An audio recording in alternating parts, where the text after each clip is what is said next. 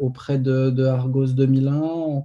J'ai plus l'habitude de venir vous rencontrer en présentiel, mais bon, voilà, les temps changent, donc on fait tout en distanciel, mais bon, on va essayer de faire ça aussi interactif que possible. Donc, je m'appelle Bruno Étain, je suis professeur de psychiatrie, je m'occupe du centre expert troubles bipolaires à l'hôpital Fernand Vidal. Et par ailleurs, je coordonne le réseau national des centres experts bipolaires de la Fondation fondamentale. Donc, c'est 12 centres à l'heure actuelle, puis bientôt 2 nouveaux centres qui vont nous rejoindre à Lyon et à Brest notamment. Et aujourd'hui, je vais vous parler donc de la question de la santé physique dans les troubles bipolaires, puisque c'est une question qui nous occupe beaucoup auprès des personnes que nous rencontrons dans les centres experts. Et les questions principales.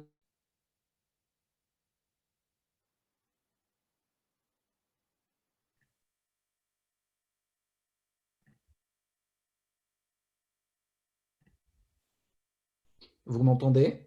C'est bon, Oui, parce que j'ai c'est bon. l'impression que ça coupe à certains Non, moments. non, non, non, non, non, non, c'est moi qui en fait qui ai coupé le micro à tout le monde, mais je pensais pas qu'en tant que co-animateur, le son allait couper pour vous, donc je l'ai réactivé. Voilà, Vous m'avez coupé le sifflet, du coup. voilà, c'est ça. Je disais que pour les personnes que nous rencontrons au centre expert, cette question de la santé physique est une préoccupation extrêmement importante. Et nous travaillons beaucoup sur la question des déterminants de cette santé physique et des possibilités de prise en charge et des différents leviers qu'on peut activer pour favoriser cette meilleure santé physique. J'en sais rien. Donc, la présentation se déroulera en 3 Elles sont parties. coupées en fait. La première Là, partie sera essentiellement consacrée à décrire quelles sont les maladies physiques qui sont fréquemment associées aux troubles bipolaires et quels sont les déterminants, c'est-à-dire les causes potentielles de cette moins bonne santé physique chez les personnes qui souffrent de troubles bipolaires. On s'arrêtera à ce moment-là pour faire un question-réponse, pour que ça ne soit pas un long topo fleuve et ensuite une longue session de questions. Ensuite, je vous présenterai des données qui ne sont pas encore publiées, mais qui sont issues de la cohorte des personnes qui sont suivies dans les centres experts pour montrer quels facteurs de risque nous pouvons identifier chez ces personnes. À nouveau, une partie questions-réponses. Et ensuite, de manière assez concrète, non, c'est pas une quelles sont les possibilités Voilà, la vidéo, d'action non. de façon à ce que nous Hein? puissions Oui. définir des plans d'action pour promouvoir une meilleure santé physique chez les personnes qui sont concernées. Donc, ce qu'on sait par un certain nombre d'études de la littérature, c'est que les personnes qui souffrent de troubles bipolaires souffrent également très fréquemment d'un certain nombre de problèmes de santé physique ou de maladies somatiques. Et dans notre jargon de médecin, on parle de comorbidité, c'est-à-dire de pathologies qui génèrent une morbidité, c'est-à-dire de maladies, et qui sont associées, donc le terme de co, puisque ça va avec le trouble bipolaire.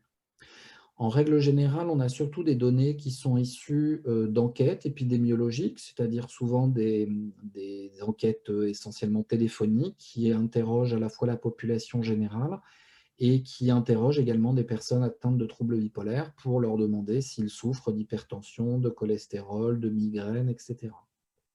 Et puis, on a d'autres types d'études qui sont essentiellement basées sur les registres d'assurance maladie qu'on peut faire en France, mais qu'on ne fait pas beaucoup, mais qui sont faites par exemple beaucoup dans les pays scandinaves, en particulier au Danemark, où globalement, il y a des registres de santé où sont enregistrés au fur et à mesure de sa vie l'ensemble des problèmes de santé qu'on va présenter, aussi bien sur le plan psychiatrique que sur le plan physique. Et donc, ils vont permettre, à partir d'un certain âge, de dire je considère toutes les personnes qui souffrent de troubles bipolaires et je regarde tous les autres problèmes de santé qu'elles peuvent présenter pour comparer cela à des populations qui ne souffrent pas de troubles bipolaires. Donc, ces grandes études épidémiologiques ou ces études sur les registres d'assurance maladie qui permettent de faire un état des lieux de ces associations entre troubles bipolaires et comorbidités somatiques. Donc, je vous présente juste une étude. Alors, je suis désolé, il y a des choses qui sont en anglais, puisque c'est issu d'articles qui sont publiés en anglais dans des journaux internationaux. Je vais vous expliquer. Donc, ça, c'est une étude, par exemple, qui date maintenant d'une quinzaine d'années, mais dont les chiffres restent toujours d'actualité. Je ne sais pas si vous voyez quand je bouge ma souris. Oui, oui, Oui. oui, oui, c'est bon. Donc, c'est une population aux États-Unis de personnes qui souffrent de troubles bipolaires de type 1, donc qui sont 3000 personnes, et qui ont été interviewées par rapport à leur santé physique comparativement à une population de 700 000 contrôles. Et on a donc interrogé ces populations pour savoir si elles souffraient de toute une liste de problèmes de santé physique. Est-ce qu'elles avaient des problèmes de cancer, des problèmes d'asthme, des problèmes d'allergie, des problèmes d'obésité, etc. Et ensuite, on peut comparer la fréquence de chaque maladie dans le groupe de personnes contrôle comparativement au groupe de personnes qui souffrent d'un trouble bipolaire. Et ensuite, on vérifie si cette différence de fréquence est significativement significative, ce qui va donner ces petites valeurs de P. Et donc, plus la valeur est de 0,00 quelque chose, et plus la différence est significative entre les personnes qui souffrent de troubles bipolaires et les personnes qui n'en souffrent pas. Et donc, globalement, vous voyez dans cette colonne, qui est la colonne de gauche, qu'il y a beaucoup, beaucoup de valeurs de P qui sont significativement très, très faibles et qui montrent que les personnes qui souffrent de troubles bipolaires souffrent également plus fréquemment des différentes conditions physiques qui ont été mesurées dans cette population. Et j'ai indiqué ici avec des flèches rouges les problèmes de santé qui sont finalement beaucoup plus importants chez les patients que chez les sujets contrôle. Donc, par exemple, l'hypertension artérielle, la question des accidents vasculaires cérébraux, la question de l'hyperlipidémie, donc l'augmentation du taux de lipides dans le sang, les problématiques, par exemple, de migraine, les problématiques de maladies pulmonaires, la question de l'hypothyroïdie, l'obésité, à chaque fois, sont des pathologies qui sont surreprésentées chez les personnes atteintes de troubles bipolaires comparativement aux populations contrôle. Et ce tableau continue sur plusieurs pages, donc je ne vais pas mettre toutes les pages, mais vous voyez ici qu'à nouveau, sur cette liste de maladies importantes, vous avez à chaque fois des valeurs de P qui sont extrêmement petites et qui montrent que les patients souffrent plus de ces conditions que les sujets contrôle. Donc, par exemple, ils ont plus d'ulcères à l'estomac, ils ont plus de maladies hépatiques, ils ont plus de contamination potentielle par le virus du sida, plus de problématiques cancéreuses, plus d'arthrite, plus d'accidents, plus d'hypertrophie bénigne de la prostate chez les hommes, etc. Donc ça, c'est un message qui est malheureusement pas enthousiasmant, puisque ça montre que les personnes qui souffrent de troubles bipolaires souffrent malheureusement aussi beaucoup de tout un nombre de maladies qui touchent le physique, qui touchent la condition physique, et qui malheureusement sont associées au fait qu'il va y avoir une diminution de l'espérance de vie, c'est-à-dire que ces maladies vont contribuer à une mortalité prématurée dans les troubles bipolaires, sachant que cette mortalité, elle est souvent expliquée du fait des conduites suicidaires, du fait des accidents ou des traumatismes, mais elle est également expliquée par le fait qu'il y a toute cette cohorte de problèmes de santé physique qui peuvent se surajouter aux troubles bipolaires. Et globalement, ce qu'on observe, c'est que ça, c'est les courbes d'espérance de vie dans les régions du monde. Donc, vous avez dans l'ensemble du monde en bleu, en Afrique, en Asie, donc en orange et en jaune, en Europe. Donc, nous, on est en vert.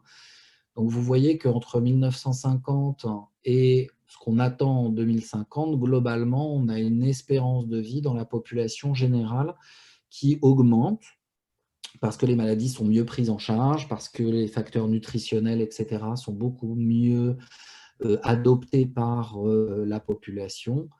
Mais quand on regarde au sein de populations qui souffrent de troubles psychiatriques, donc par exemple dans la schizophrénie ou dans les troubles bipolaires, donc ça, c'est deux courbes qui montrent en jaune les personnes atteintes de schizophrénie et en vert les personnes qui sont atteintes de troubles bipolaires et qui comparent finalement l'espérance de vie entre les personnes qui sont atteintes de schizophrénie ou de troubles bipolaires comparativement à la population générale entre les années 1995 et les années 2015.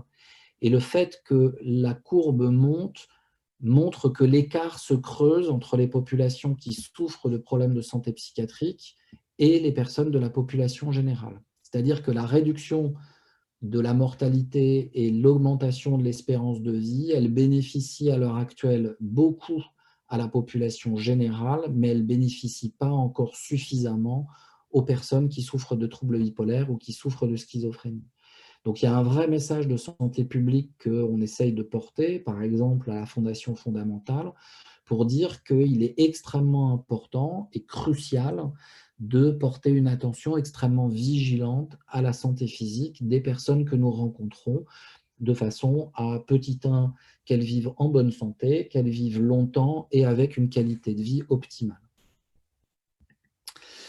Donc ensuite, quand on aborde la question des déterminants, c'est-à-dire qu'est-ce qui fait que finalement, il y a un problème de surreprésentation de maladies physiques dans les troubles bipolaires, eh bien, il y a beaucoup de déterminants et beaucoup de causes possibles. C'est par exemple des causes génétiques que je détaillerai, ça peut être la conséquence des épisodes du trouble bipolaire, ça peut être les conséquences des abus de substances, ça peut être bien entendu les conséquences de certains traitements médicamenteux, les conséquences de certaines habitudes de vie, un accès qui peut être limité aux mesures préventives en termes de santé physique, et également des facteurs de stress qui surviennent précocement ou qui surviennent tardivement, qui peuvent augmenter le risque de souffrir de problèmes de santé physique à l'âge adulte. Donc pour regarder chacun de ces blocs de causes, donc il y a des déterminants génétiques. Vous savez qu'il y a une composante génétique dans les troubles bipolaires, il y a une composante génétique dans beaucoup de maladies somatiques. Et par exemple, on sait qu'il existe des facteurs de risque génétiques qui pourraient augmenter à la fois le risque de développer un trouble bipolaire et à la fois le risque de développer certaines maladies somatiques. On a un certain nombre d'exemples qui existent, mais par exemple, il existerait des gènes qui seraient des gènes communs qui augmenteraient la vulnérabilité à la fois pour le trouble bipolaire et à la fois, par exemple, pour les crises migraineuses, et qui font que si, par exemple, on est porteur de certaines formes de ce gène en particulier, eh bien, on a un risque de souffrir malheureusement des deux pathologies en même temps, c'est-à-dire à la fois du trouble bipolaire et à la fois des crises migraineuses. Ça, c'est par exemple l'exemple du gène du BDNF, qui est un facteur qui joue dans le maintien et dans l'entretien, on va dire, de nos synapses au niveau cérébral, et qui augmente à la fois le risque de bipolarité et à la fois le risque de crise migraineuse. Il y a également dans les troubles bipolaires des conséquences des épisodes qui peuvent jouer sur le risque de maladies somatiques, avec une hypothèse qui est une hypothèse relativement récente, on va dire, dans la littérature, et qui suggère que les maladies physiques s'installeraient au fur et à mesure que les épisodes du trouble bipolaire se succèdent, avec par exemple des conséquences de certains épisodes. Typiquement, par exemple, quand il y a une répétition des phases maniaques, il peut y avoir un certain nombre de conduites à risque qui sont observées pendant ces phases maniaques, avec par exemple des consommations toxiques, des rapports sexuels non protégés. Et logiquement, la répétition de ces conduites à risque peuvent générer des conséquences qui peuvent être liées au mésusage de toxiques, au mésusage de drogue ou par exemple aux maladies sexuellement transmissibles. Donc, c'est les conséquences de l'épisode qui vont générer ensuite une maladie physique qui ensuite va évoluer pour son compte. Et par exemple, pour la dépression, quand il y a des dépressions avec une hyperphagie, c'est-à-dire la tendance à manger beaucoup pendant les dépressions, et avec une clinophilie, la tendance à être inactif, à rester au lit, l'apparition du surpoids peut se faire, et ensuite ce surpoids, parfois à la fin de la dépression, il ne sera pas perdu, et petit à petit, au fur et à mesure des dépressions, va se consolider ce surpoids avec l'apparition éventuellement de problèmes métaboliques.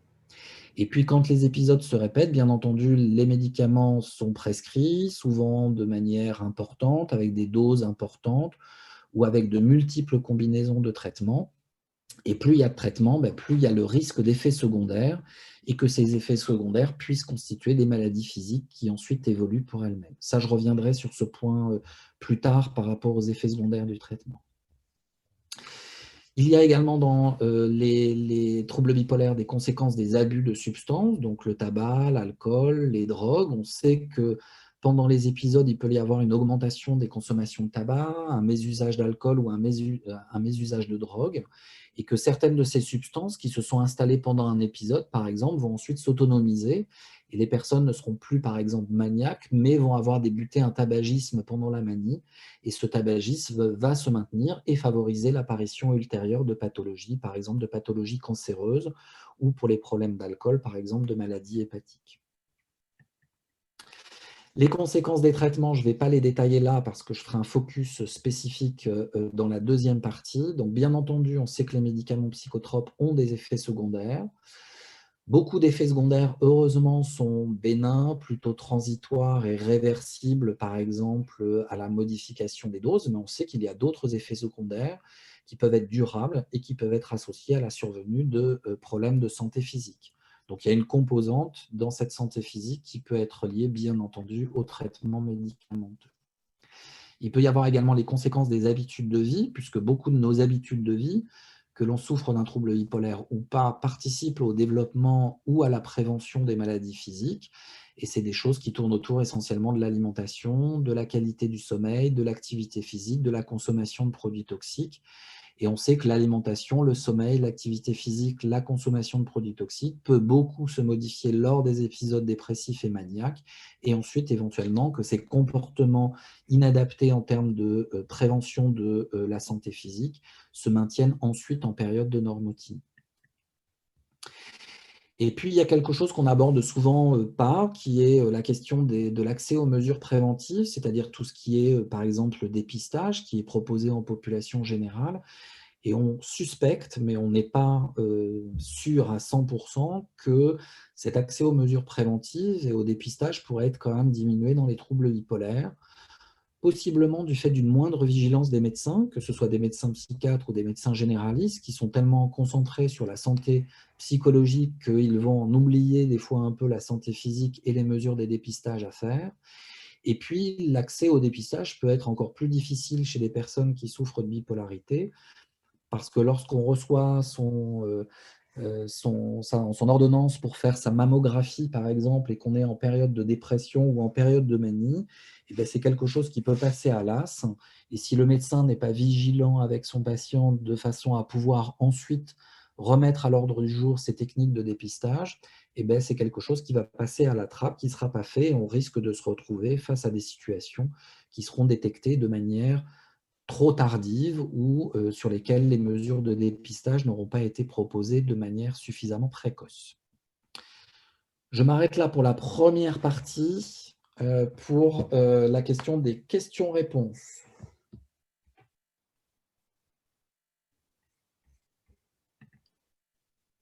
Est-ce qu'on réactive les micros peut-être, ou on les tape directement dans le chat?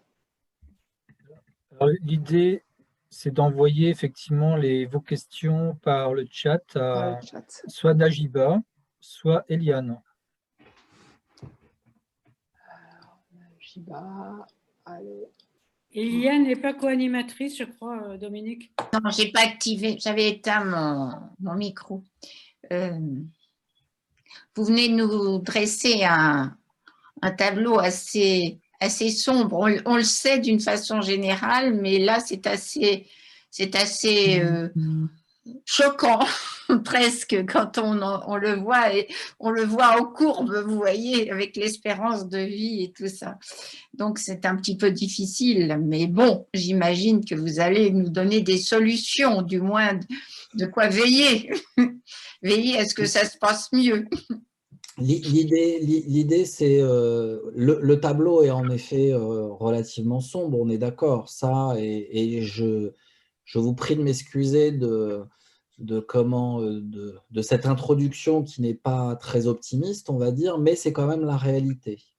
Et le fait que les médecins psychiatres soient sensibilisés de plus en plus à ces questions de santé physique, c'est quand même déjà une première chose. Et le fait que les associations de patients soient sensibilisées en réclamant le droit à la santé physique et le droit à être suivis sur le plan physique au même titre que d'autres personnes, me semble aussi quelque chose d'extrêmement important à porter comme message auprès des pouvoirs publics, auprès des syndicats de psychiatres, etc. Enfin, pas que de psychiatres, parce que les médecins généralistes sont bien entendu très impliqués également dans cette action. Oui. Mais c'est important voilà, de connaître ces chiffres, parce qu'en effet, c'est des chiffres qui sont alarmants, qui doivent, voilà, après les situations individuelles sont les situations individuelles. Heureusement, tous les patients ne sont pas dans la même situation et nous, on essaye de faire ce qu'il faut pour éviter ça. Mais c'est quand même la situation qui est observée quand on regarde au niveau populationnel, c'est-à-dire dans des grands échantillons de personnes qui souffrent de bipolarité. Alors justement, là, je viens d'avoir une question d'Isabelle qui dit « Comment traiter le surpoids bipolaire, ménopause, faut-il aller dans un centre expert ?»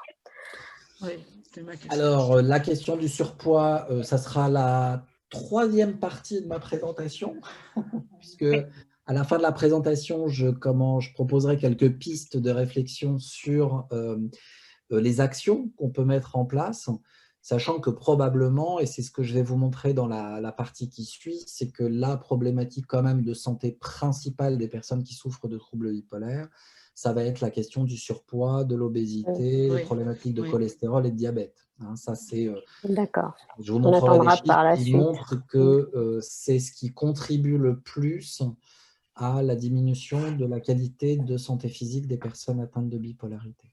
D'accord.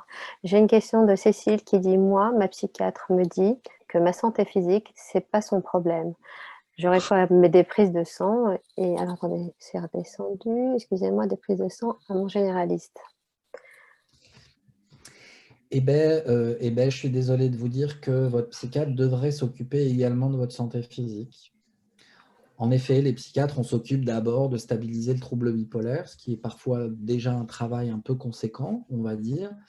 Mais il ne faut pas oublier que voilà, la bipolarité n'est qu'une composante de la qualité de vie et de la santé. Hein. L'état de santé, c'est un état de santé qui est à la fois sur le plan psychologique et sur le plan physique.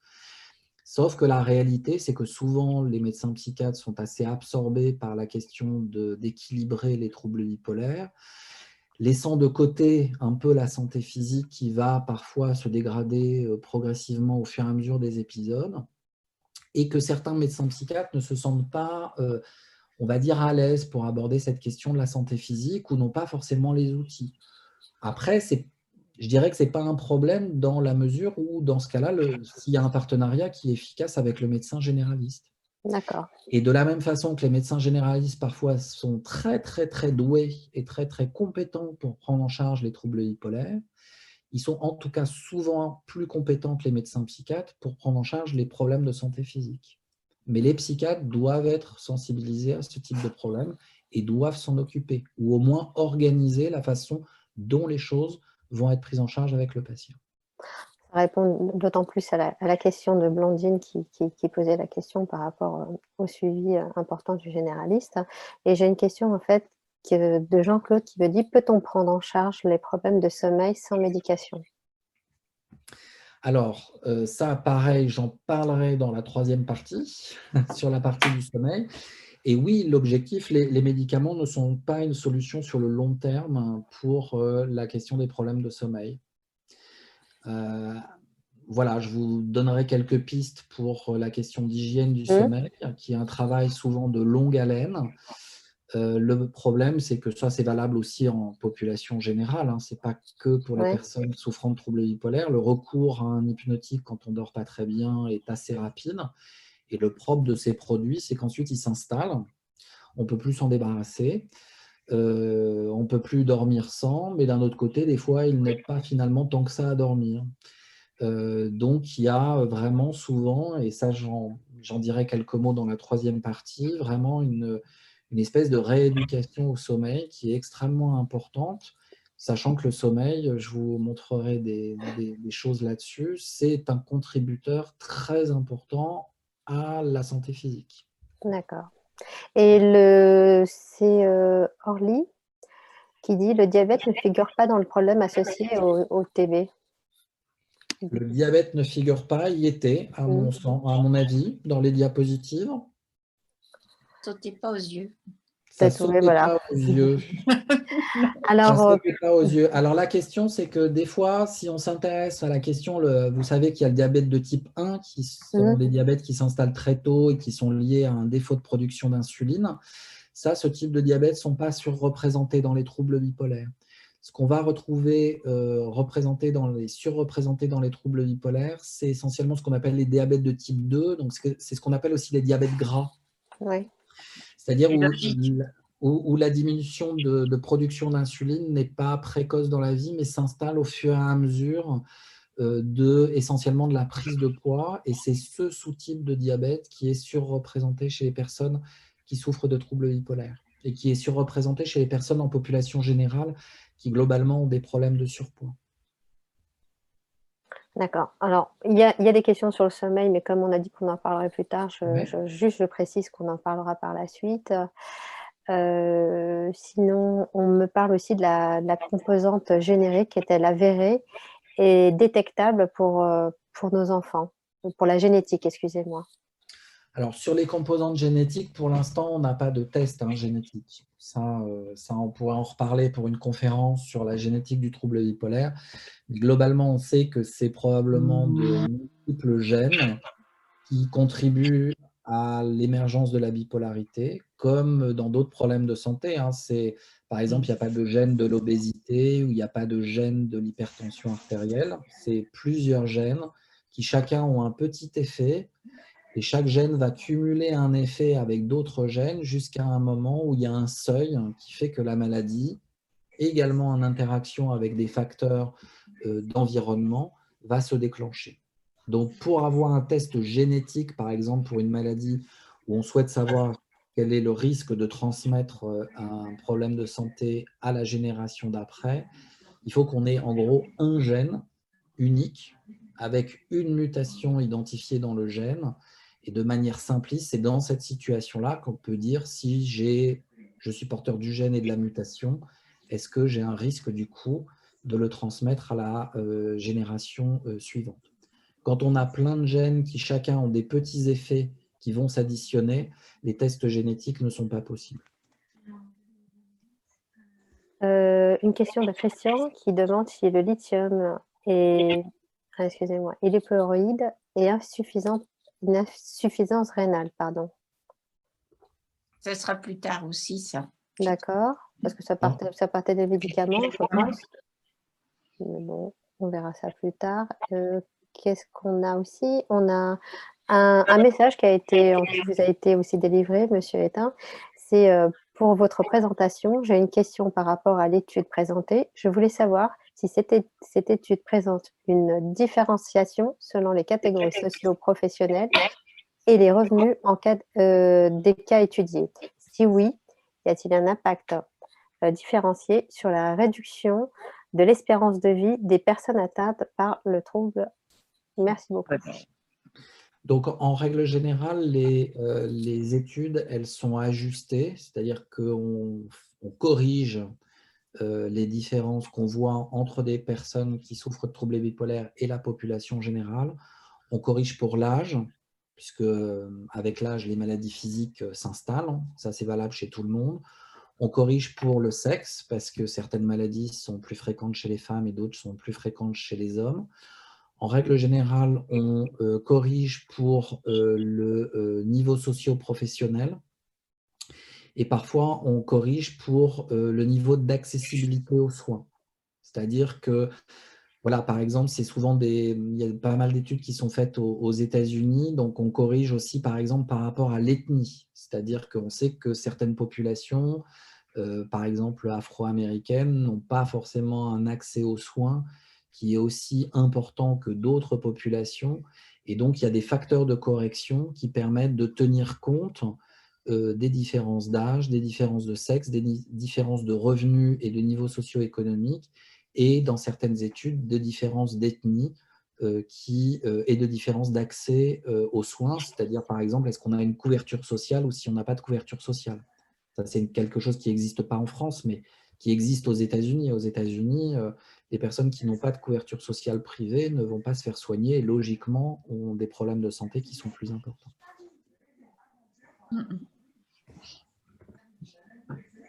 J'ai une question aussi de Thierry Grasset, mais je vais être sûre de ne pas déformer en fait sa question. Il parle sur le syndrome métabolique.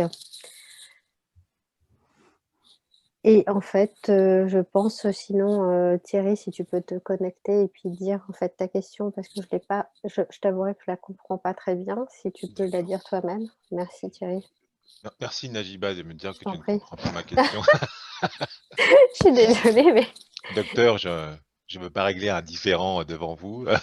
Non, non, Najiba. Ok, oui, j'ai pas mal entendu parler, docteur, du syndrome métabolique. Hein, je pense que c'est un rapport avec le cardiaque. Donc, comme j'ai dû me déconnecter, je dis peut-être vous en avez parlé. Donc, voilà, ça semble assez lié au trouble bipolaire. Voilà, c'est tout. Je voulais en savoir un petit peu plus. Donc, merci. j'aborde la question du syndrome métabolique juste après. C'est Ah, parfait. Peut-être que je peux continuer les diapos. oui, Comme ça. oui, d'accord, d'accord, d'accord. Alors, je vais essayer à nouveau de partager mon écran. J'ai les mêmes soucis que tout à l'heure.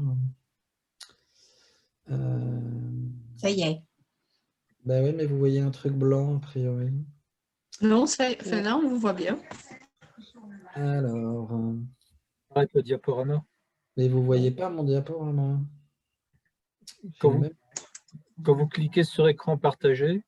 Et ouais, mais par défaut, il me propose l'écran blanc. Donc là, c'est bon. On est reparti.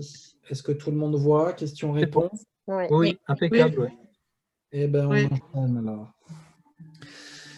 Donc, je vais vous parler des données qui sont issues des personnes qui sont venues en évaluation au centre, dans le cadre des centres experts. Alors, ce n'est pas forcément une population qui est représentative de l'ensemble des personnes qui souffrent de bipolarité. C'est les personnes qui sont inscrites dans une démarche d'évaluation diagnostique et thérapeutique. Donc, en préambule, c'est des données qui ne sont pas forcément, en effet, extrapolables à l'ensemble de la population des personnes qui souffrent de troubles bipolaires en France, puisque, par exemple, les personnes qui présentent un trouble bipolaire qui est très bien stabilisé, en règle générale, ils n'ont pas forcément besoin de consulter au centre expert. C'est plus les personnes pour lesquelles se posent des questions diagnostiques ou des questions thérapeutiques. Donc, c'est potentiellement une population un tout petit peu différente et pas forcément représentative.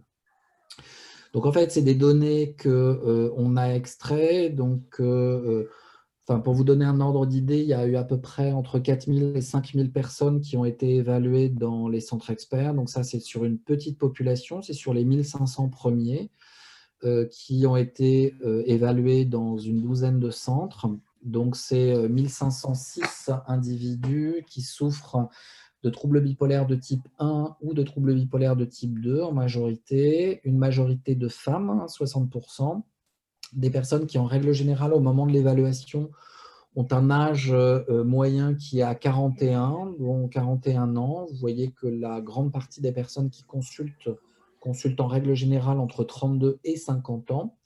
Et dans le cadre de l'évaluation qui est réalisée en centre expert, on a un questionnaire qui permet de balayer 35 maladies physiques possibles de façon à pouvoir vérifier de manière très systématique avec la personne qui vient en évaluation si elle a présenté ses problèmes de santé à un moment ou à un autre de sa vie, à quel âge ça a commencé, est-ce que c'est toujours un problème à l'heure actuelle et est-ce qu'il y a un traitement à l'heure actuelle pour ce type de problème de santé. Et donc ça, c'est 4 questions qui sont posées pour ces 35 maladies. Donc, globalement, ce qu'on retrouve, c'est qu'en moyenne, les personnes qui viennent nous rencontrer ont 3 problèmes de santé physique qui sont associés aux problèmes de bipolarité.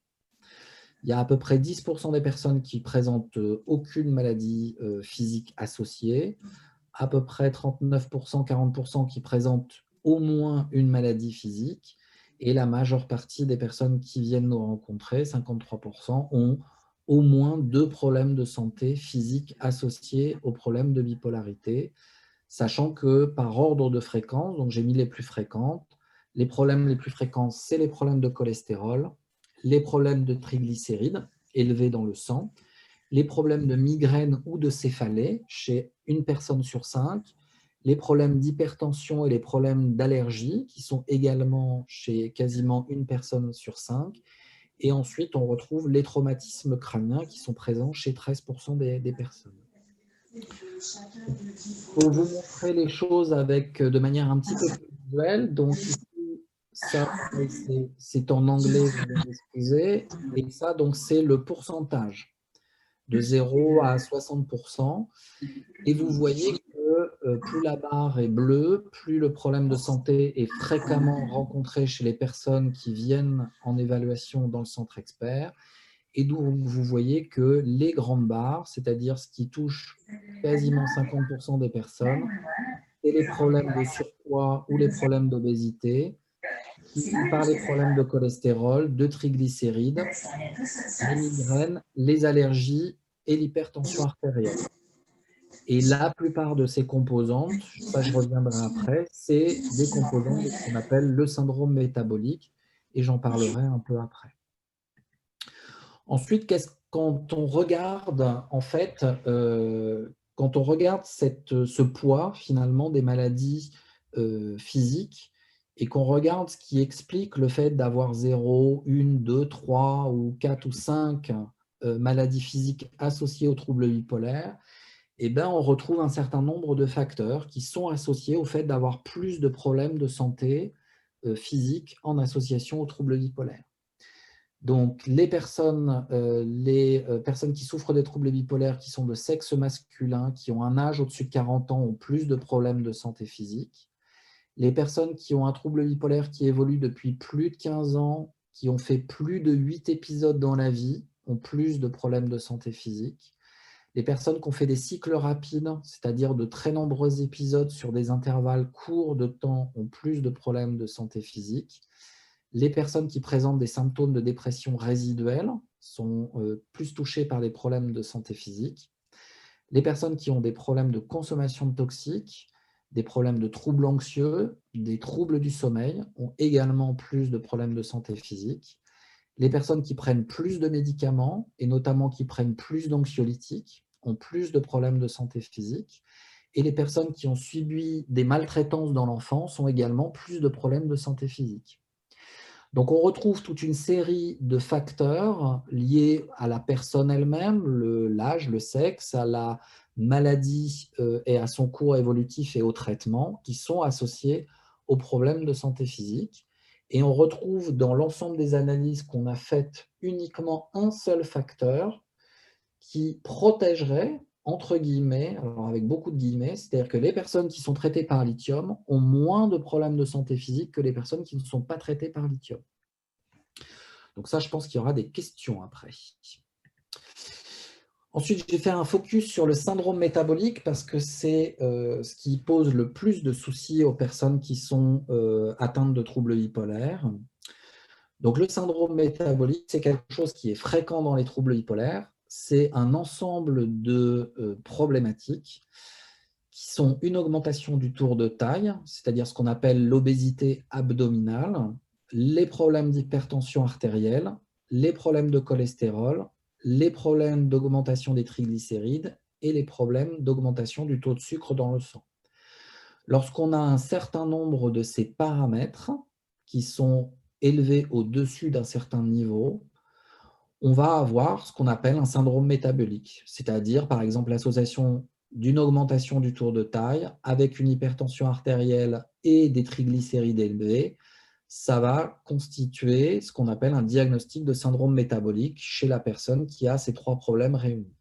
Donc, ce n'est pas un seul qui fait le diagnostic de syndrome métabolique, c'est au moins 2 ou 3 de ces facteurs qui, lorsqu'ils sont présents en même temps, constituent ce qu'on appelle le syndrome métabolique. Et on a publié des données sur les patients vus en centre expert. Et donc, ça, c'est le pourcentage de personnes qui présentent un syndrome métabolique. Donc, vous voyez de 0 à 45%. Et vous avez en pointillé les hommes et puis en trait un petit peu plus gris foncé les femmes. Donc, vous voyez que les hommes commencent dès l'âge de 40 ans à avoir l'augmentation de la fréquence du syndrome métabolique. Cette augmentation est un peu moindre chez les femmes et probablement un petit peu retardée, possiblement du fait des hormones essentiellement, qui pourraient protéger les femmes un petit peu plus longtemps au cours de leur vie vis-à-vis du syndrome métabolique.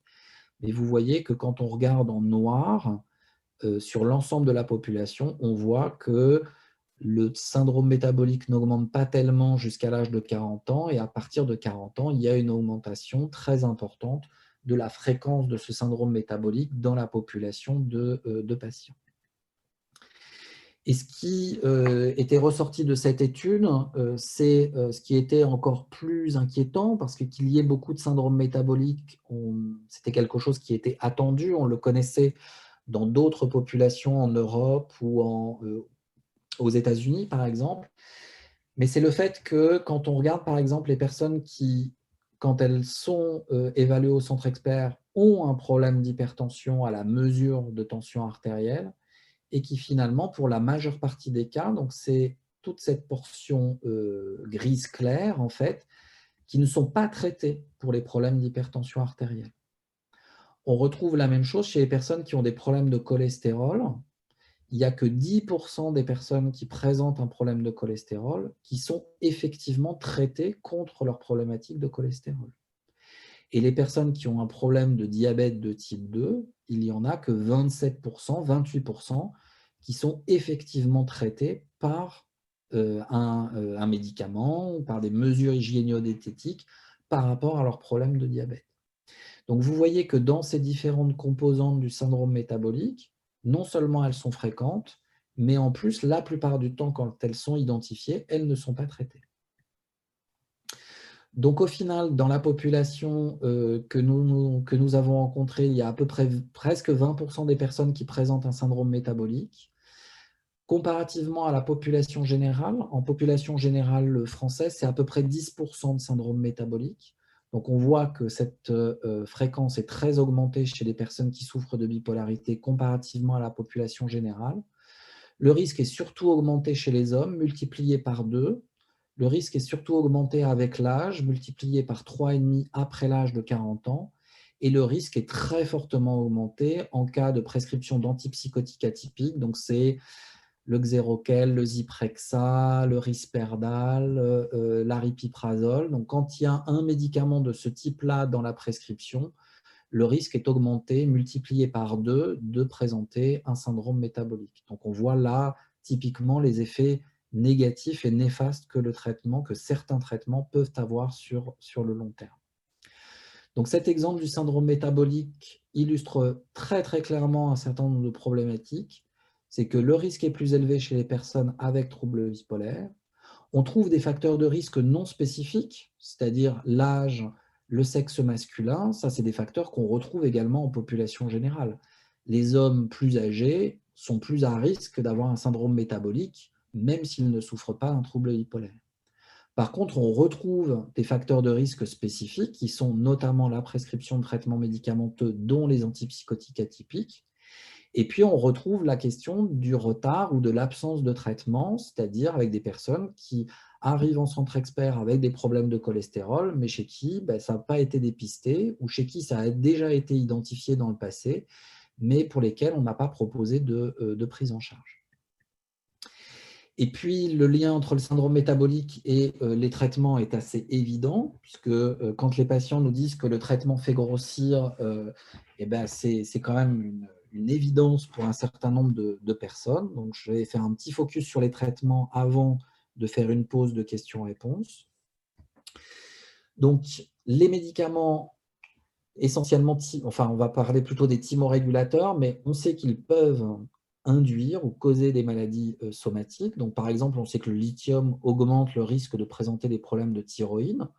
On sait que le lithium augmente le risque de présenter des problèmes au niveau des reins. Donc, c'est des problèmes de santé qui sont clairement liés à la prescription du traitement par lithium. Par exemple, les personnes qui ont eu des tentatives d'introduction de la lamotrigine, donc du Lamictal, et qui ont présenté des allergies cutanées sévères, c'est un traitement qui, dans ce cas, génère une maladie physique. Le Dépacote ou le Dépamide peuvent donner, par exemple, ce qu'on appelle des cytolyses hépatiques, c'est-à-dire des problèmes au niveau du foie. Donc ici encore, c'est un traitement qui va générer un problème de santé physique. Et on a bien entendu en première ligne les antipsychotiques atypiques et la question de la prise de poids et du syndrome métabolique. Ensuite, ce qui est important, c'est de considérer aussi que parmi les médicaments, le profil de tolérance peut être très variable, notamment sur la question du syndrome métabolique. Donc ça, c'est un résumé de ce qui peut causer de la sédation, une prise de poids, du diabète, de l'hypotension, etc. Et quand on regarde par exemple les lignes prise de poids et diabète, eh ben, on voit que le chef de file qui pose des soucis en termes de prise de poids et de diabète, c'est l'olanzapine, donc le Zyprexa, que la quétiapine, donc le Xeroquel, est quand même avec un risque qui est qualifié d'au moins modéré. Le Risperdal est également associé à la prise de poids, peut-être un petit peu moins à la question du diabète. Et puis, quand on regarde en vert, on a l'aripiprazole, donc l'Abilify. Alors moi, je n'ai pas d'action dans les labos, donc je ne fais pas de pub, mais en tout cas, dans cette synthèse des effets secondaires, c'est quand même celui qui a l'air d'avoir des effets secondaires moindres, en tout cas quand on considère la prise de poids ou le diabète. Il peut avoir d'autres effets secondaires qui peuvent être extrêmement gênants chez les personnes qui en prennent. Donc, vous voyez que tous les médicaments ne sont pas non plus équivalents en termes de profil de tolérance et en termes de risque métabolique notamment. Et sachant que les effets secondaires vont varier selon les médicaments, mais vont également avoir une variabilité importante selon les individus. Moi, j'ai certains patients qui, avec par exemple des antipsychotiques atypiques, très rapidement, développent une prise de poids importante, et j'en ai d'autres qui me disent « mais pourquoi vous m'interrogez à chaque fois sur mon poids? Mon poids, il est hyper stable. » Et pourtant, ils ont également ces antipsychotiques atypiques dans leur prescription. Donc, on sait que la variabilité va être importante avec des personnes qui vont être extrêmement sensibles à ces effets secondaires et d'autres qui vont l'être potentiellement moins. Donc, ce qui veut dire que ce n'est pas des médicaments qu'il faut forcément exclure des prescriptions, même si on sait que leur tolérance doit être surveillée, mais qu'il va falloir tenir compte du profil individuel de chaque personne de façon à ne pas prescrire des médicaments qui ont des effets métaboliques chez quelqu'un qui est particulièrement sensible à ce type d'effets secondaires. Et puis, les autres facteurs de risque peuvent venir se surajouter aussi. Donc, le traitement participe au syndrome métabolique, mais je vous ai montré qu'il y avait d'autres facteurs, comme les troubles du sommeil, par exemple, qui pouvaient participer à l'émergence du syndrome métabolique. Et ces autres facteurs, qui vont être des facteurs, par exemple, de syndrome métabolique, mais également de santé physique en général, c'est par exemple le sommeil, l'alimentation, l'activité physique, les consommations de produits toxiques, où on sait qu'en population générale, quand on a un pas très bon sommeil, quand on a une alimentation peu équilibrée ou quand on a une activité physique relativement modeste, voire absente, de toute façon, ça conditionne à développer plus de problématiques de santé physique. Donc, il y a la maladie en elle-même qui peut favoriser la mauvaise santé physique, il y a le traitement qui peut y contribuer, et puis il y a les autres facteurs qui sont des facteurs de la population générale, mais qui sont également fortement représentés chez les personnes qui souffrent de troubles bipolaires, et on parlera plus tard notamment des troubles du sommeil. Parce que quand on ne dort pas bien, eh ben, le risque, c'est d'avoir un risque augmenté de développer un certain nombre de problèmes de santé. Donc, c'est très, très connu pour les problèmes de sommeil en termes de sommeil insuffisant, c'est-à-dire dormir moins de 6 heures par nuit. Et c'est également connu et décrit chez les personnes qui ont un sommeil très fragmenté, qui se réveillent souvent, qui mettent beaucoup de temps à s'endormir. On sait qu'en population générale, ces personnes-là ont plus de risques de syndrome métabolique, plus de risques cardiovasculaires, plus de risques de maladies musculaires, plus de risques de diabète de type 2. Donc, le mauvais sommeil, en quantité ou en qualité, peut générer en lui-même, en tout cas participer au fait de générer un certain nombre de problèmes de santé physique.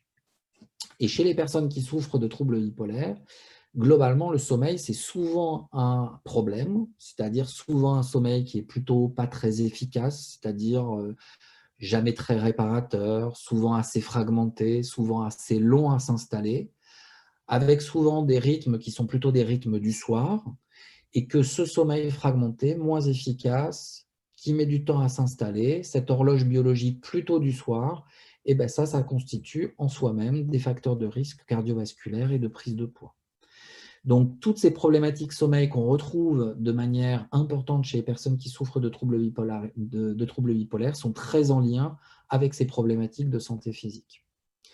Il y a la question également des apnées du sommeil qui sont très fréquentes chez les personnes qui souffrent de troubles bipolaires, souvent pas diagnostiquées, et qui sont également en population générale et en population atteinte de troubles bipolaires associées à l'augmentation du risque cardiovasculaire. Et je vous présenterai dans la troisième partie un petit test pour tester si vous êtes à risque d'apnée du sommeil, parce que en population générale, il y a beaucoup de personnes qui sont à risque d'apnée du sommeil et qui ne sont pas dépistées, en fait. L'alimentation, on a très peu d'études pour savoir s'il y a une différence d'alimentation entre les personnes qui souffrent de troubles bipolaires et la population générale. Les études, elles sont peu nombreuses et elles sont contradictoires. Il y a une problématique qui est assez importante, qui est la problématique de l'hyperphagie boulimique, donc c'est-à-dire des fringales sucrées au salé avec des ingestions d'aliments importantes sur des périodes de temps très très brèves, et qui sont des problématiques qu'on voit assez souvent en période de dépression, et donc ça participe bien entendu à une moins bonne santé physique, sachant que les études quand même montreraient que les personnes qui souffrent de troubles bipolaires ont une alimentation qui n'est pas forcément plus déséquilibrée que les personnes qui ne souffrent pas de troubles bipolaires. La sédentarité, elle est possiblement plus marquée dans les périodes dans les troubles bipolaires, notamment en période de dépression, puisque la perte d'énergie, la perte d'élan vital était associée à une réduction très importante de l'activité physique. Et puis les problèmes de consommation de produits toxiques, le tabac, l'alcool ou les drogues, qui sont souvent assez fréquemment associés dans les troubles bipolaires, sont également des facteurs non spécifiques de moins bonne santé physique. Et j'ai perdu ma souris. Et voilà, c'est à nouveau question-réponse. Donc j'arrête de partager et je me tais. Pareil, si vous avez des questions, vous pouvez les Alors, envoyer à Najiba via le chat. Oui, j'ai eu des questions là. Est-ce que les tremblements sont souvent représentés comme un effet secondaire au lithium? Oui. Oui, c'est un effet secondaire de beaucoup de traitements psychotropes et puis de traitements non psychotropes aussi. Il y a d'autres traitements qui donnent des tremblements. Mais les tremblements, en effet, peuvent être liés à la prescription de lithium. Ça, c'est un des effets secondaires assez classiques.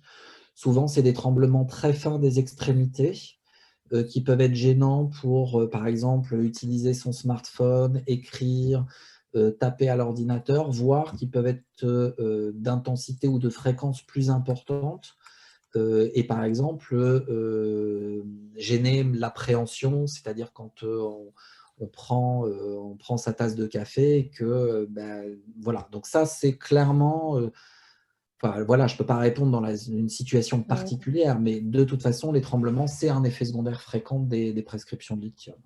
Il n'y a pas de traitement? Alors, il y a des traitements, par exemple, on peut essayer des correcteurs, le propanolol, l'avlocardil peut être un correcteur, la misoline, c'est des produits qui sont prescrits soit par les cardiologues, soit par les neurologues, et que les médecins psychiatres peuvent prescrire pour essayer de limiter les tremblements. On avait également fait un essai à un moment de prescription de vitamine B6 qui fonctionnait bien, mais qui, pris sur le long terme, avait d'autres problèmes. C'est-à-dire que ça corrigeait bien les tremblements, mais on ne pouvait pas le maintenir plus de 2 ou 3 mois, donc ce qui n'était pas une stratégie efficace sur le long terme. Mais cette question des tremblements peut être vraiment très, très gênante pour les personnes qui sont traitées par lithium au quotidien. Et c'est dose dépendant ou pas? Alors ça, il y a beaucoup de débats. On pense que c'est en partie dose dépendant, mais il y a des patients qui ont des fortes doses de lithium parce que leur trouble bipolaire nécessite cette prévention et qui ne tremblent pas du tout. Donc, il y a probablement une sensibilité individuelle qui fait que certains patients n'auront pas de tremblement et d'autres en auront. Et chez ceux qui en auront, en effet, probablement que plus la dose est importante et plus le niveau de tremblement va être important. Donc, en général, on essaie de diminuer, de réduire les doses de lithium au minimum de ce qu'on peut prescrire pour essayer de gagner du confort sur les tremblements. Le problème, c'est après toujours la balance. Est-ce qu'il y a des épisodes qui, au moment où on va diminuer le lithium, vont réapparaître? Donc, c'est toujours cette balance compliquée à faire entre l'efficacité qu'on attend et la gestion des effets secondaires. Merci. Alors, j'ai des questions comme… alors, c'est Patrice qui pose la question. Alors, est-ce que vous recommandez l'usage de la mélatonine, l'hormone du sommeil? Alors, je ne peux pas la recommander parce qu'elle n'a pas d'AMM dans cette indication. Personnellement, j'ai une expérience assez mitigée avec la mélatonine, avec des choses qu'on ne comprend pas très bien, et c'est parfois quelque chose qui est partagé avec des collègues. C'est-à-dire qu'il y a des personnes chez qui les problèmes de sommeil sont extrêmement bien améliorés avec la mélatonine, qui disent « mais alors pourquoi on ne m'a pas prescrit ça avant? Parce que franchement, c'est génial ». Et puis il y a d'autres personnes qui disent « mais alors votre truc, ça ne fonctionne pas du tout ». Et on monte les doses, et on monte les doses, et ils disent « mais rien. ».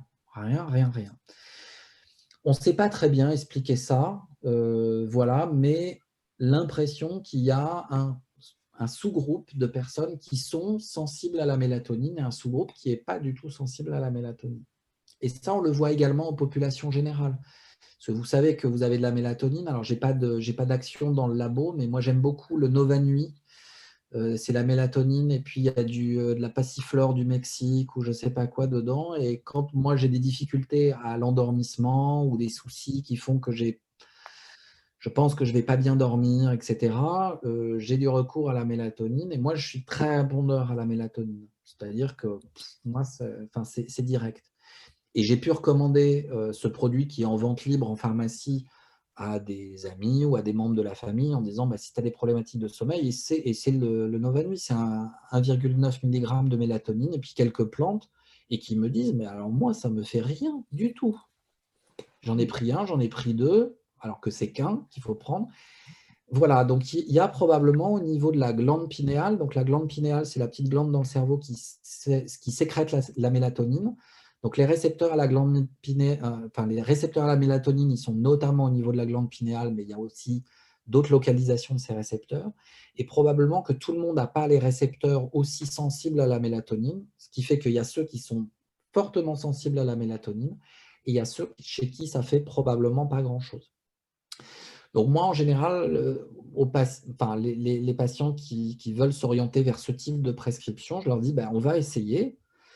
Voilà, et puis après, c'est vous qui allez me dire si ça vous aide ou si ça ne vous aide pas. Si ça vous aide, génial, parce que ça nous permettra peut-être de réduire d'autres médicaments que vous prenez pour dormir et qui sont, eux, potentiellement néfastes pour votre santé. Et puis, il y a d'autres personnes chez qui, au bout d'un mois, en doublant les doses, au bout de 2 mois, disent « ça ne me fait rien ». Dans ce cas-là, on revient à des prises en charge médicamenteuses conventionnelles ou après vers des approches plus comportementales cognitives pour traiter les problèmes de sommeil. Alors, j'ai une autre question en fait de Nathalie qui dit « On m'a détecté une atteinte rénale encore légère sous lithium. Je suis très bien équilibrée sous lithium et je m'inquiète relativement de devoir diminuer le lithium. » Alors, la question, c'est qui a détecté l'atteinte rénale et est-ce qu'il y a un néphrologue qui connaît bien les problématiques de lithium qui s'est penché sur la question de votre rein?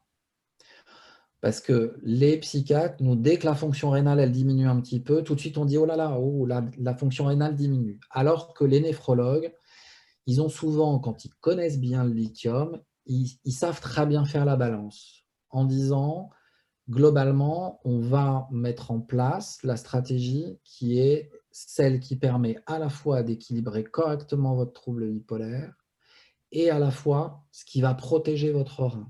Donc, dans un premier temps, on va d'abord essayer d'enlever tous les mauvais facteurs qui pourraient aussi, en plus du lithium, contribuer au moins bon fonctionnement du rein. Donc typiquement, traiter les problèmes d'hypertension artérielle, traiter les problèmes de surpoids, traiter les médicaments associés, enlever certains médicaments associés, de façon à ce qu'il n'y ait plus que le lithium, entre guillemets, qui soit négatif pour le rein. Donc on enlève tous les autres facteurs de risque.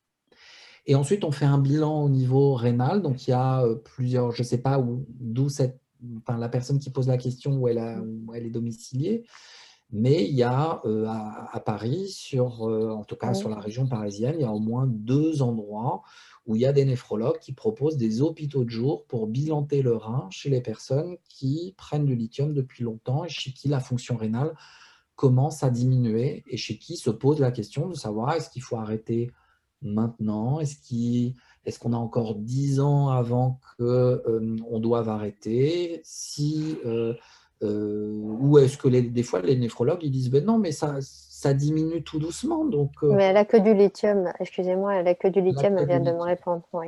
Donc en tout cas la première chose c'est petit 1, aller voir le néphrologue et qu'il y ait un néphrologue qui connaît les problèmes de bipolarité et de lithium.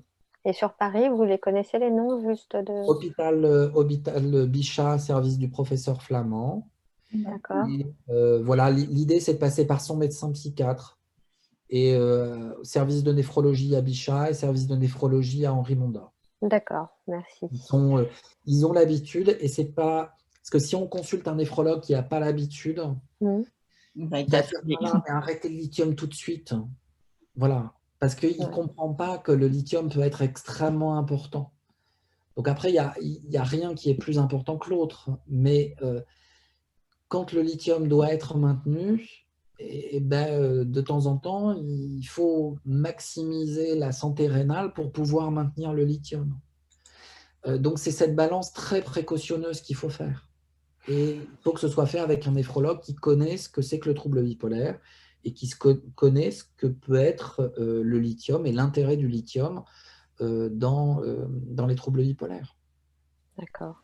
Alors j'ai Annabelle qui dit « Je crains de devenir maniaque si je manque de sommeil, mais j'ai peur de devenir accro au diazépam. Comment faire ?» Et ben ça, j'ai pas de. Je vous dirais quelques pistes d'action, mais malheureusement, j'ai pas de réponse à ça. C'est-à-dire que l'inquiétude que la déprivation de sommeil crée des épisodes maniaques, ça c'est classique, puisque la déprivation de sommeil est un facteur de rechute maniaque. La question ensuite de traiter les problématiques du sommeil, on verra qu'il y a les benzodiazépines, il y a la mélatonine, il y a d'autres types de prise en charge thérapeutique qui peuvent être potentiellement intéressantes et où le traitement médicamenteux n'est pas forcément la seule solution.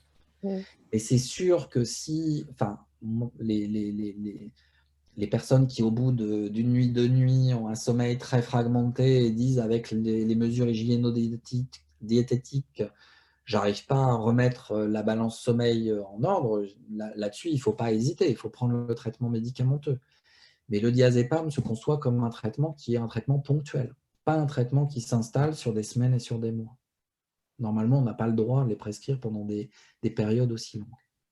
D'accord, ça doit répondre sûrement à la question qu'a posée Elmadi, c'est quelle solution pour le sommeil peu réparateur, des somnifères, point d'interrogation. Le docteur vient de vous répondre. Ensuite, j'ai Nathalie qui me demande comment explique-t-on le fait que la bipolarité soit moins soignée pour les troubles métaboliques, faute de médecins, uniquement pour les bipolaires? Elle est étonnée en fait par rapport à ça. Non, ça concerne globalement la question de...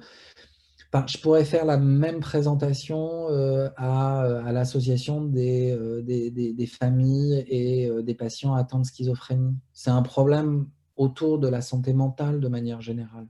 L'accès aux soins physiques pour les personnes qui ont un problème de santé sur le plan psychologique, sur le plan psychiatrique, est moins bon que le reste de la population générale. Donc ça, c'est une réalité parce que globalement, les psychiatres s'occupent moins de la santé physique que de la santé psychologique. Les médecins généralistes disent « Oh là là, ouais, mais c'est compliqué, il y a plein de traitements, je ne sais pas quoi faire ». Donc, c'est des situations qui sont quand même relativement complexes.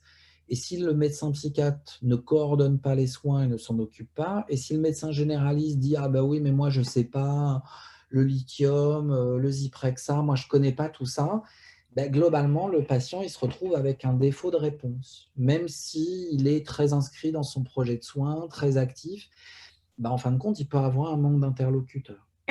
Donc d'où l'intérêt, et ça je l'aborderai après, du partenariat entre... Enfin, du trio qui est la personne concernée par le trouble bipolaire, son médecin psychiatre et son médecin généraliste. Par exemple, quand on réalise les bilans en centre expert, dans les comptes rendus, on adresse le compte rendu au médecin généraliste de façon à lui dire, bah, globalement, là, on commence à avoir des débuts d'un syndrome métabolique, donc il ne va pas falloir se renvoyer la balle entre le médecin psychiatre et le médecin généraliste, il va falloir juste décider qui s'en occupe. Et maintenant, on s'en occupe. Mais c'est pas « Ah ben oui, mais le médecin généraliste qui dit « Ah ben oui, mais c'est le psychiatre qui prescrit tous les médicaments qu'il faut grossir, donc je ne vais pas m'occuper de ce que j'ai pas... Enfin, c'est pas ma prescription. » Et puis le médecin psychiatre, il dit « Bah oui, mais allez voir votre médecin généraliste. » Et puis finalement, la personne n'y va pas. Enfin... Donc souvent, puis au bout d'un moment, quand on est renvoyé par son médecin psychiatre en disant qu'il ne s'occupe pas de la médecine physique et puis du médecin généraliste qui dit que c'est trop compliqué, ben, voilà, personne ne s'occupe de rien. Donc voilà. Donc le trio personnes concernées, psychiatre et médecin généraliste, il est hyper important voilà, à mettre en place de façon à savoir qui s'occupe de quoi, qui surveille quoi, qui fait les prises de sang. Par exemple, il y a les psychiatres qui disent dans votre médecin généraliste qui ne vous a pas fait une prise de sang. Ben, les médecins psychiatres, ils savent prescrire des prises de sang, donc le médecin psychiatre il peut prescrire des prises de sang. Donc c'est un peu ces situations-là. Et puis le médecin généraliste, il croit que le médecin psychiatre, comme il sait qu'il y a des médicaments qui font grossir, il se dit ben, le médecin psychiatre, au passage, il doit prescrire une prise de sang. Mais le psychiatre, il ne le fait pas. Donc il faut se coordonner. Et comme ça, on agit de manière un peu concertée. Et ce qui doit être suivi est suivi, ce qui doit être dépisté l'est, et ce qui doit être traité l'est. D'accord. J'ai une question de Thibaut qui me demande, déjà qui vous remercie par rapport à cet exposé qui est très intéressant, et par la même occasion vous demande est-ce que vous avez des données sur les trous de mémoire?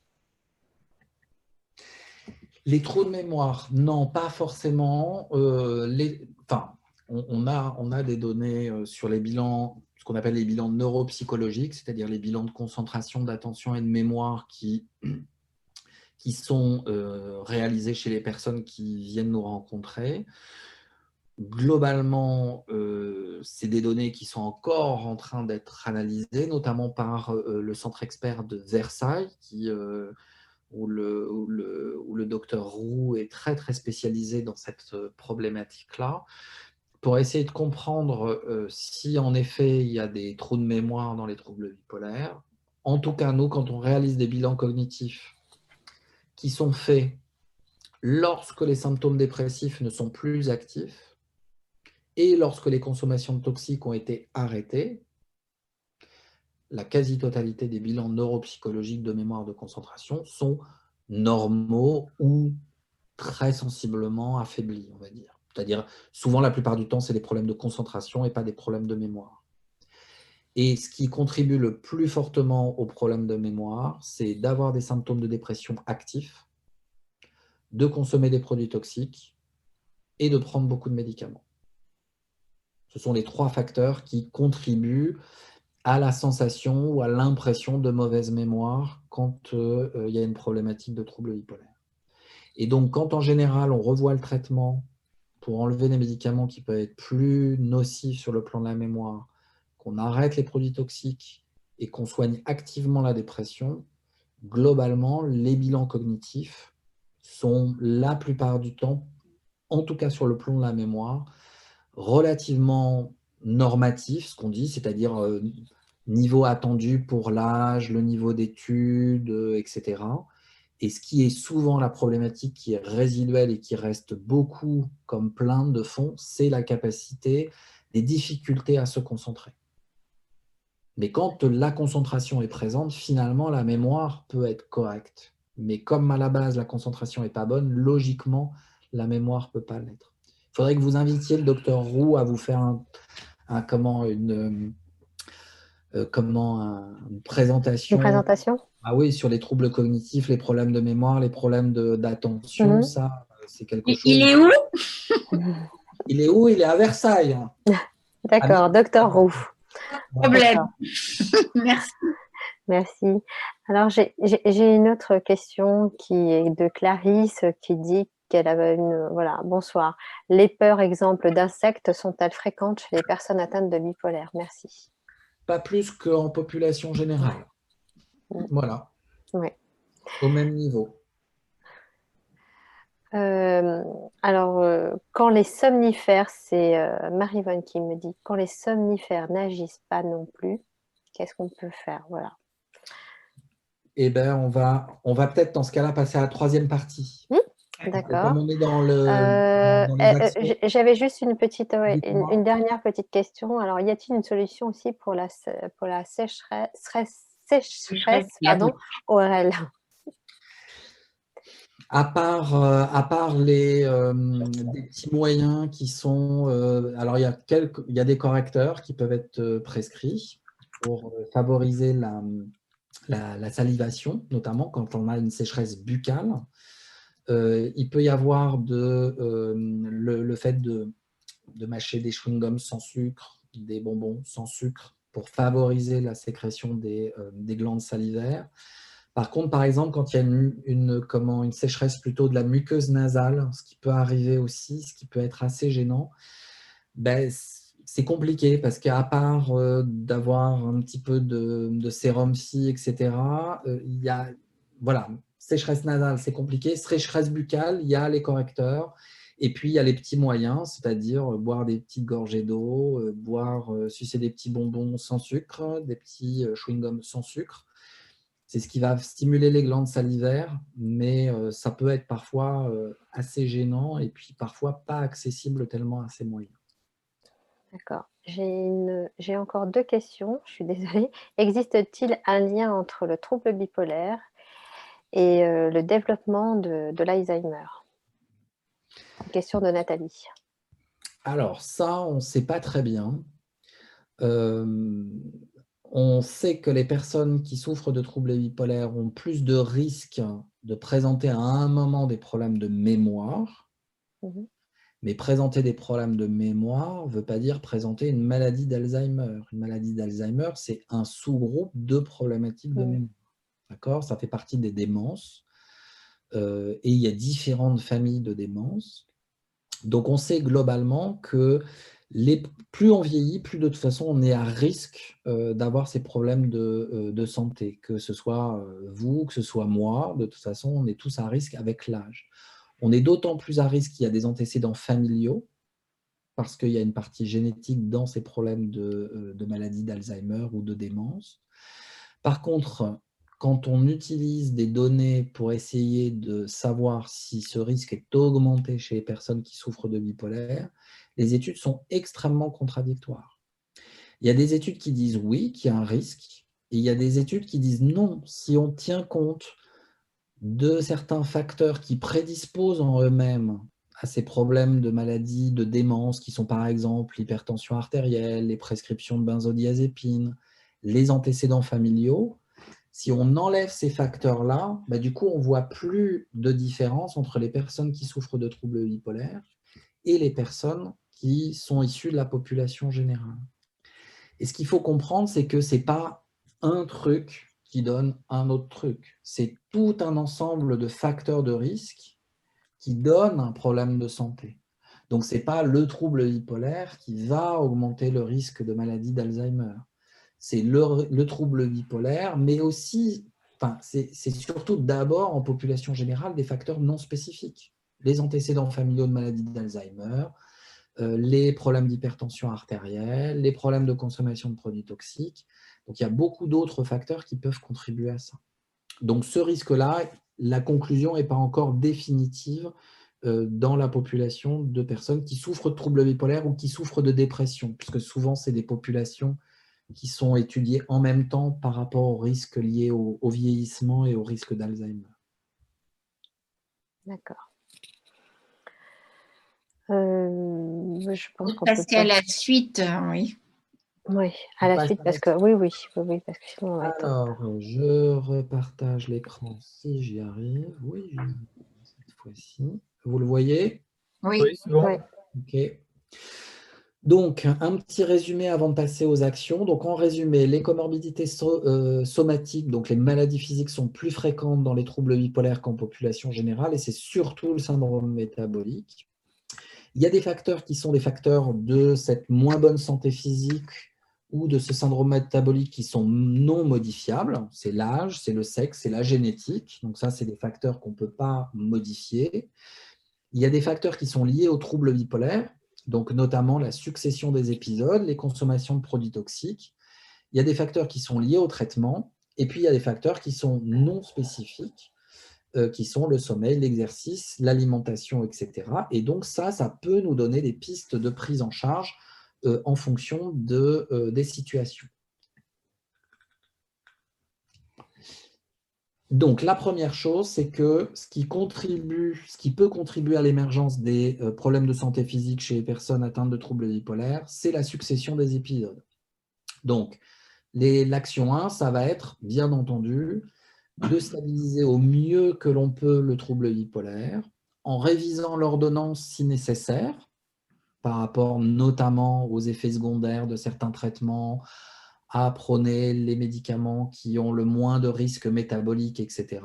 Et pour stabiliser le trouble bipolaire, ça va être, bien entendu, d'essayer de promouvoir l'éducation thérapeutique, puisque vous savez que c'est probablement une des techniques les plus efficaces de prévention des rechutes dans le cadre des troubles bipolaires.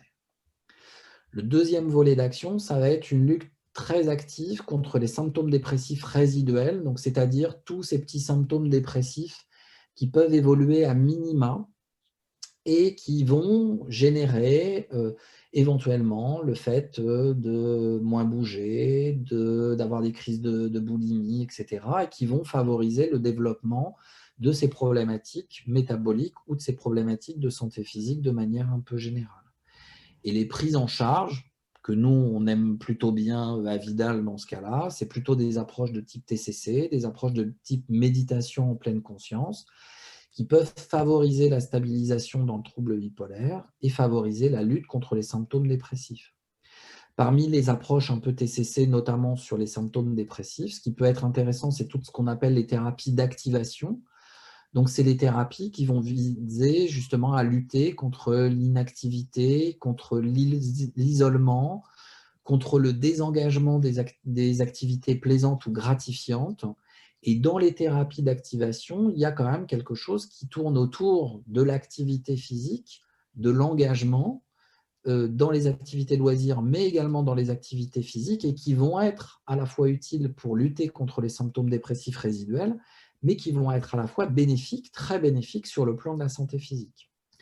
Donc, sur cette action de stabilisation du trouble, c'est la révision de l'ordonnance pour vérifier s'il n'y a pas des équivalents de médicaments qui peuvent être proposés et qui seraient moins délétères sur le plan de la santé physique.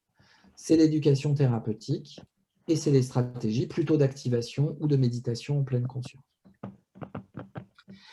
L'action 2, elle vise essentiellement le sommeil, puisque une bonne nuit de sommeil, c'est au moins 4 à 5 cycles de 90 minutes en moyenne.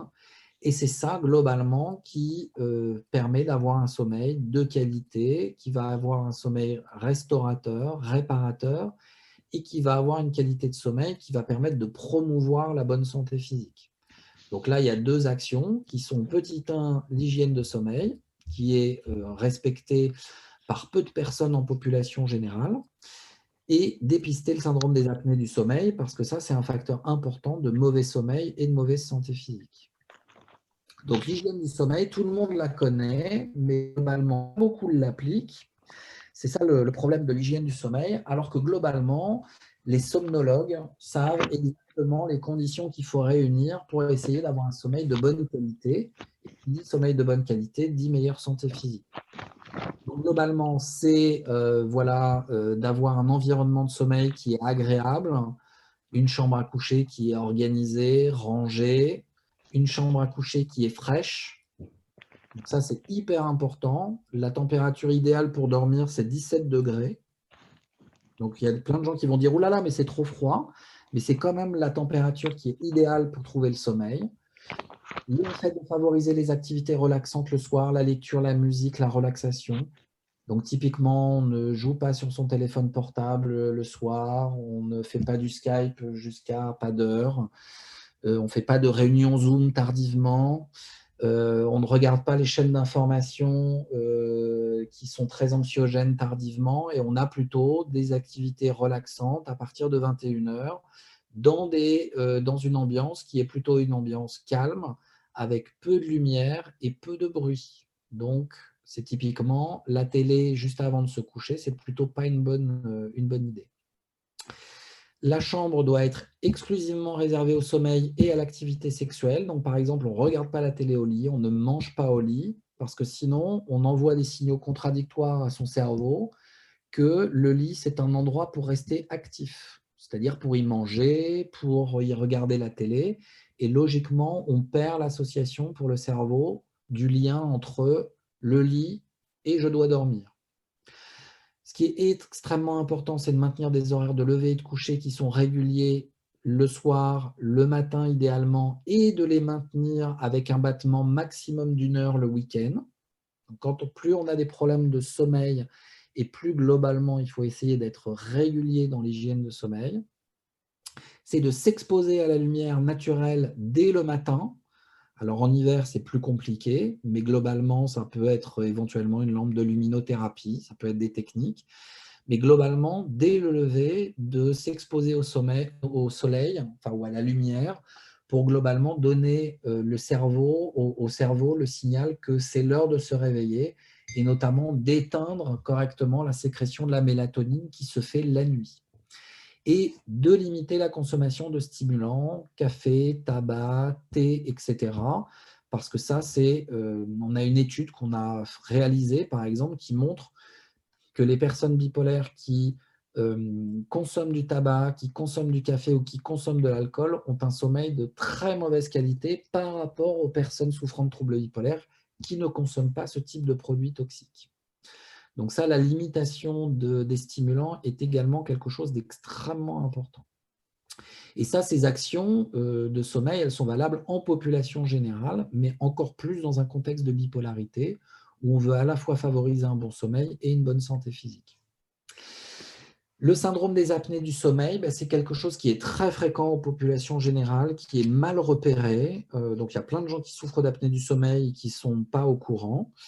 Voilà, et globalement, c'est repéré sur le fait de ronfler plutôt très fort la nuit, d'avoir des pauses respiratoires, de se sentir fatigué, épuisé ou somnolent pendant la journée, d'avoir des problèmes d'hypertension artérielle, d'avoir un surpoids ou une obésité, d'avoir un âge supérieur à 30 ans, d'avoir un tour de cou augmenté chez les hommes et chez les femmes, et d'être de sexe masculin. Si globalement vous cochez oui à une grande partie de ces questions, c'est que vous présentez un risque d'apnée du sommeil, de syndrome d'apnée du sommeil. Et donc, le dépistage se fait par les questionnaires et le diagnostic se réalise par un enregistrement polysomnographique, donc un enregistrement de sommeil qui se fait dans un laboratoire de sommeil. Et ensuite, il y a des traitements, différents traitements qui peuvent être proposés pour lutter contre ces apnées du sommeil. Et tant qu'il y a des apnées du sommeil qu'on n'a pas diagnostiquées, tant qu'il y a des apnées du sommeil non diagnostiquées, non traitées, de toute façon, le sommeil sera par définition de très mauvaise qualité et le surpoids sera par définition assez important. L'action 3, c'est la réduction des consommations de produits toxiques, tabac, alcool, autres drogues. Petit 1 en eux-mêmes, ils génèrent des problèmes de santé. Petit 2, ils génèrent des problèmes de sommeil qui eux-mêmes génèrent des problèmes de santé. Donc, il y a un intérêt absolument évident de stabilisation dans le cadre du trouble bipolaire, de promotion de la santé physique et de promotion de la qualité du sommeil à la diminution, voire idéalement à l'arrêt de consommation de produits toxiques, tabac, alcool et autres drogues. Et je mets dans les produits toxiques le café, qui est très très mauvais pour la qualité du sommeil. Le café ne rend pas malade sur le plan de la santé physique. mais globalement favorise un sommeil plus fragmenté qui, lui, peut participer à une moins bonne santé physique et notamment aux problèmes de surpoids et de syndrome métabolique. L'exercice et l'alimentation, pareil, à recommander en population générale, mais encore plus dans les contextes de troubles de l'humeur. Donc l'alimentation saine et équilibrée, alors ce n'est pas de faire des régimes, ce n'est pas de cela dont il s'agit. C'est essentiellement d'avoir un régime plutôt méditerranéen, donc avec peu de sucreries, voire pas du tout, peu de viande rouge, des consommations modérées d'œufs, de volailles, de produits laitiers, des consommations plus importantes de poissons ou de fruits de mer, une alimentation qui est pauvre en beurre et en graisses saturées, mais plutôt riche en huile d'olive, une consommation importante de fruits et de légumes et une consommation importante de céréales, si on les tolère, de noix et de légumineuses, donc de lentilles, de pois cassés, etc. Ça, c'est la pyramide du régime méditerranéen, enfin du régime qui n'est pas un régime, qui est le régime alimentaire méditerranéen, et qui est probablement un des régimes alimentaires qui est le plus bénéfique pour la santé physique, que la population générale devrait adopter et que les personnes qui ont un problème de bipolarité devraient essayer d'adopter, même si ça n'est pas toujours très simple au quotidien. L'activité physique, il ne s'agit pas, comme le montre le petit pictogramme, d'aller soulever des haltères à la salle de sport. Il s'agit, quand on parle d'activité physique modérée et régulière, c'est quelque chose qui est de l'ordre de 20 minutes à une demi-heure de marche par jour. Donc, c'est typiquement utiliser toutes les sources d'activité physique modérée régulière, donc prendre les escaliers, descendre une station de bus ou une station de métro à l'avance, essayer de faire un peu de vélo le week-end si on a la possibilité d'accéder à une piste cyclable ou à une forêt ou je ne sais pas quoi. Donc, ce n'est pas d'aller faire une activité violente, extrêmement intense, une fois tous les 15 jours, c'est plutôt d'avoir ce type d'activité très régulièrement, mais à un niveau modéré. Et ça, c'est probablement un des facteurs qui contribue le plus à la santé physique. Sur le plan du suivi et du dépistage, l'action 5, c'est être suivi et rappeler à son médecin ce qu'il doit dépister si jamais le médecin ne le fait pas. Donc la première chose, c'est dépister le syndrome métabolique. Donc ça, c'est tour de taille, cholestérol, triglycérides, glycémie, tension artérielle. Le minimum du minimum, c'est 1 fois par an. 2 fois par an, c'est encore mieux. 3 fois par an, c'est encore mieux. Donc, il n'y a pas de restriction quand on prend un traitement psychotrope à avoir une prescription 2 fois, 3 fois par an pour être sûr et vérifier qu'il n'y a pas de prémisse du syndrome métabolique. Et d'avoir un électrocardiogramme au moins 1 fois par an. Ça, les médecins généralistes peuvent faire les électrocardiogrammes sans aucun souci. Et si le syndrome métabolique commence à émerger, l'objectif est de le prendre en charge. Il peut y avoir des révisions de l'ordonnance, c'est-à-dire des changements, des substitutions de traitements pour aller vers des traitements qui sont moins délétères sur le plan du syndrome métabolique. Il peut y avoir la prescription d'un antihypertenseur si on a des problèmes d'hypertension artérielle, d'un anti-cholestérol si on a des problèmes de cholestérol. Donc, l'objectif, c'est de le traiter. Si, par exemple, on ne peut pas modifier l'hygiène de vie, parce qu'on fait déjà tout ce qu'on peut faire, si on ne peut pas modifier le traitement, et bien dans ce cas-là, il faut prendre en charge l'hypertension artérielle, il faut prendre en charge le cholestérol, de façon à ne pas juste constater qu'il y a un problème d'hypertension artérielle ou de cholestérol. Et les mesures hygiéno-diététiques, donc le bon sommeil, l'activité physique et l'alimentation, sont de toute façon les premières mesures à prendre face à l'émergence d'un syndrome métabolique. La diapo d'après, c'est le dépistage qui sont des maladies graves également, parce que ça, c'est quelque chose qui passe souvent un peu à la trappe, c'est-à-dire le dépistage des problèmes cancéreux, notamment qui sont les cancers les plus fréquents aux populations générales. Donc chez la femme, cancer du sein, cancer du col de l'utérus, les dépistages par mammographie et par frottis. Chez l'homme, le cancer de la prostate. Et chez les deux, le cancer du côlon ou des voies intestinales basses. Parce qu'à partir d'un certain âge, tout le monde reçoit un papier de la Sécu pour aller faire un dépistage du cancer du côlon. Donc ça c'est quelque chose qu'il faut absolument faire. Et d'aller montrer ses grains de beauté 1 fois tous les 2 ans, lors de la journée du dépistage par les dermatologues pour vérifier qu'il n'y a pas de grains de beauté qui pourraient dégénérer en mélanome. Ça, c'est valable chez tout le monde en population générale. C'est valable encore plus dans le contexte des problèmes de santé, par exemple. On sait que quand, par exemple, la lettre pour la mammographie ou le rendez-vous pour la mammographie tombe en plein milieu d'une dépression, bah, globalement, le dépistage n'est pas fait. Donc ça, c'est quelque chose qui est aussi un frein, c'est-à-dire que quand on reçoit le courrier pour aller faire son dépistage, des fois, on n'a pas envie. Et si en plus, on est dans une période qui est une période dépressive ou une période maniaque, on a encore moins d'énergie si on est dépressif. Puis si on est maniaque, on pense que ça ne sert à rien et donc on ne le fait pas. Donc potentiellement, si ça tombe à un moment où il y a des symptômes, ben, logiquement, le dépistage n'est pas fait. On pense à aller chez le dentiste, on pense au vaccin un jour. Et ça, c'est au médecin généraliste de coordonner ça avec le patient de façon à vérifier que tout ça a été fait en temps et en heure, ce qui évite de se retrouver face à des situations, typiquement des dépistages qui n'ont pas été faits et des situations qui sont découvertes avec des situations, par exemple, des pathologies cancéreuses qui sont déjà éventuellement avancées. Alors, vous allez me dire que tout ça, c'est bien facile à dire, que ce n'est pas forcément facile à mettre en place, et ça, je suis assez d'accord avec vous. Les difficultés à avoir une activité physique régulière, à avoir une hygiène alimentaire régulière, ce n'est pas problématique que pour les personnes qui ont des problèmes de troubles de l'humeur. C'est problématique pour moi, c'est problématique pour la population générale.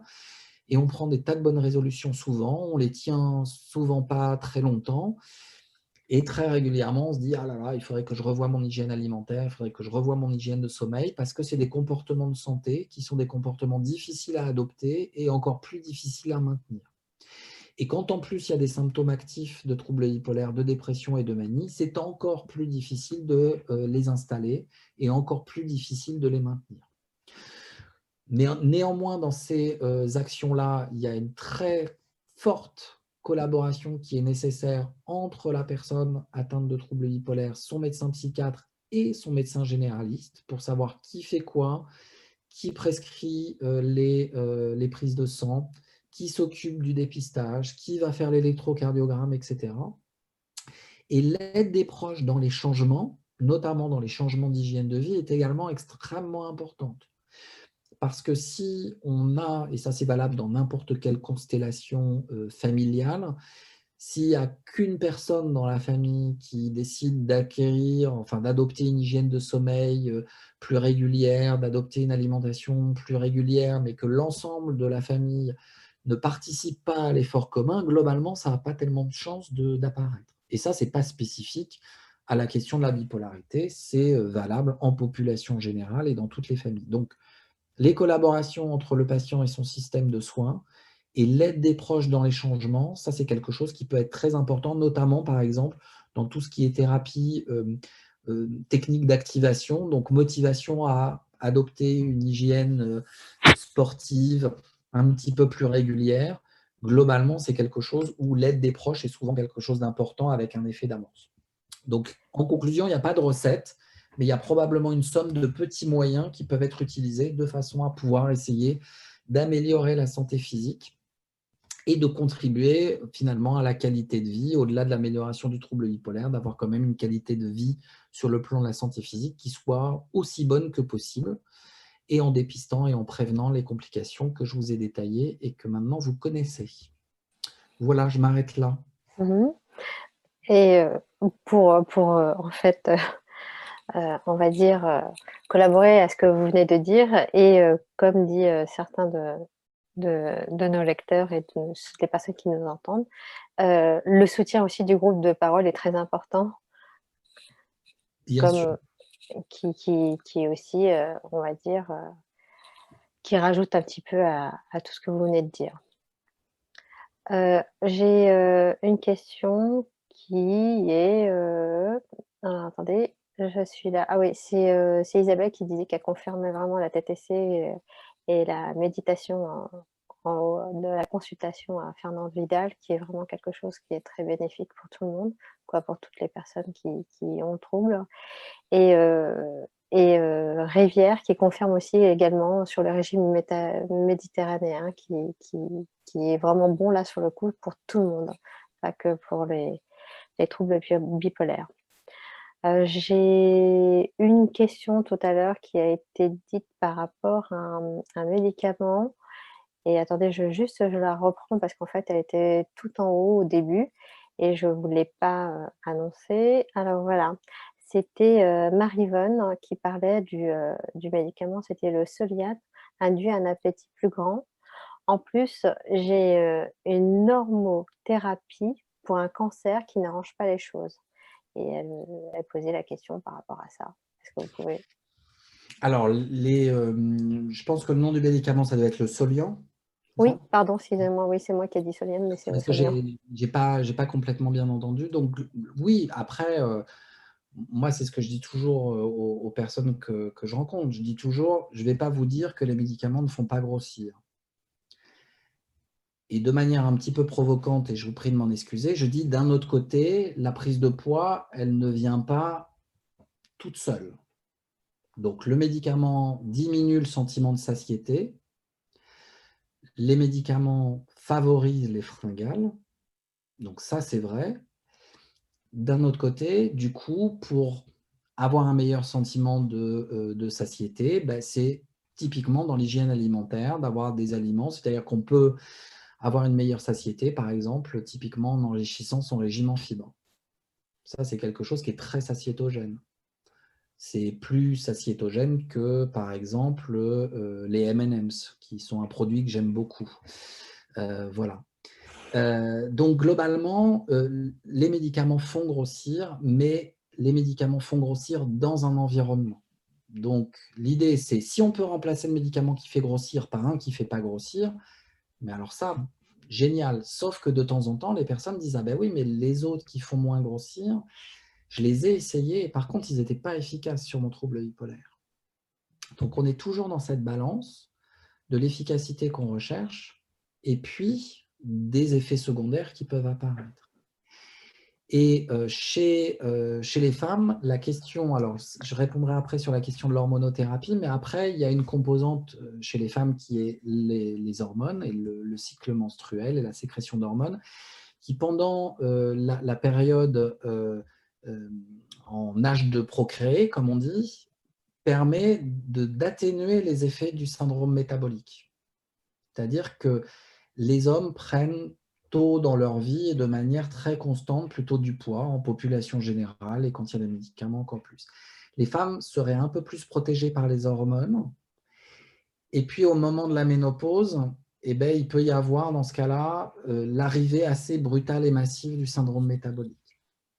Et quand en plus il y a un problème qui est, donc si j'ai compris, cette personne a possiblement un problème cancéreux qui nécessite une hormonothérapie, ben, l'hormonothérapie en elle-même va avoir des effets secondaires qui peuvent être autour de la prise de poids, de la diminution de la satiété. Donc c'est vrai que là, dans cette situation, on a deux facteurs de risque qui sont le médicament potentiellement pour les troubles bipolaires et l'hormonothérapie et qui sont nécessaires les deux, parce qu'il faut prendre en charge à la fois le problème de bipolarité et puis la prévention de la récidive sur le plan du cancer. Et ils ont des effets secondaires qui peuvent être extrêmement gênants.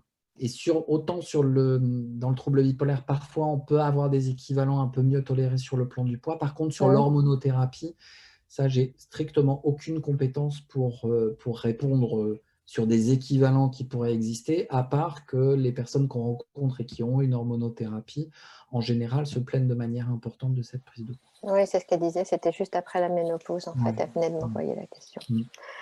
D'accord. J'ai aussi Blandine qui demande par rapport à la hypnose, à l'arrêt du tabac. Qu'est-ce que vous en pensez par rapport à faire de l'hypnose? Alors, voilà, moi j'ai été, puisque maintenant je peux en parler au passé, un grand fumeur. Donc je sais ce que c'est que la démarche d'arrêter de fumer et d'être en sevrage tabagique. C'est compliqué, on va dire. C'est un long processus et qui peut emprunter différentes méthodes. Donc les méthodes qui sont bien codifiées, c'est les substituts nicotiniques, qui sont quand même en tout cas dans toutes les études, la meilleure façon d'arrêter de fumer, en tout cas celui pour lequel on a une efficacité sur le long terme importante. donc patch, gomme, vape, etc. Les médicaments qui peuvent être donnés pour le sevrage tabagique, donc comme le bupropion, la varénicline, etc., peuvent avoir des contre-indications dans le cadre des troubles bipolaires. Donc, ce n'est pas forcément des produits voilà, intéressants. Et ensuite, les techniques qui peuvent être autour de l'hypnose peuvent être potentiellement intéressantes pour certaines personnes. Après, c'est intéressant pour certaines personnes. C'est-à-dire qu'il y a des personnes qui disent « Ah ben moi, l'hypnose, c'est bon, j'ai fait 4 séances, le tabac, c'était fini. » Moi-même, j'ai fait l'hypnose. On ne peut pas dire que ça a fonctionné beaucoup chez moi, on va dire. Mais bon, moi, ce qui a fonctionné, c'est autre chose.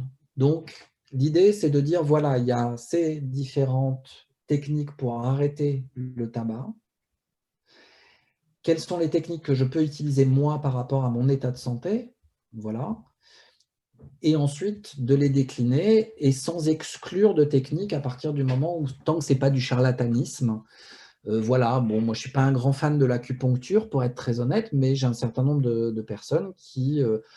souffrant d'un trouble bipolaire ou souffrant pas d'un trouble bipolaire ont été sevrés de leur tabagisme par l'acupuncture. Bon, moi, je suis pas très homéopathie, acupuncture, mais l'idée, c'est de trouver la technique qui vous convient, puisque l'idée, c'est le résultat. Donc, après, si c'est passé par l'hypnose, un peu d'homéopathie et de l'acupuncture, à la limite, moi, je m'en fiche.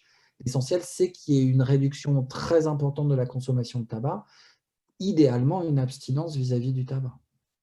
Donc, j'ai rien contre l'hypnose.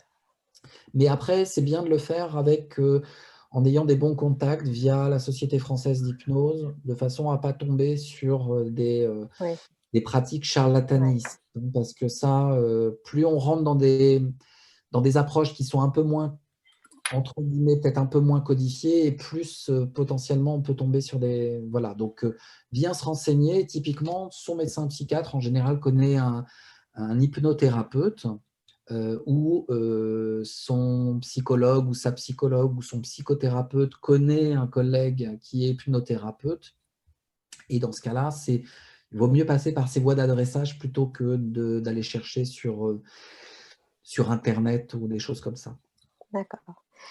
J'ai une question de Cécile qui me demande si l'électrocardiogramme doit être fait, quel que soit le traitement de régulateur d'humeur. Alors, l'électrocardiogramme est obligatoire si on a un traitement par antipsychotique atypique. Donc, Zyprexa, Xeroquel, Abilify, Soliant, Zyprexa. Si on a du lithium, ça fait partie de la surveillance. D'accord. Donc, voilà, un électrocardiogramme une fois par an, parce que c'est petit 1, le lithium et certains produits de type antipsychotique atypique peuvent être contre-indiqués dans le cas de certains problèmes cardiaques. Donc, il faut vérifier avant la mise sous traitement. Et ensuite, il faut vérifier régulièrement pendant le traitement. Voilà, et l'électrocardiogramme, ça prend quand même 4 minutes 30, donc une fois par an, de façon à être rassuré sur le fait que l'état de santé sur le plan cardiaque va bien. Et voilà. D'accord. Cécile, elle est sous de la mot. Dans un truc qui s'appelle qui permet dans le silence de rendre grâce pour ce que j'ai vécu. Excusez-moi.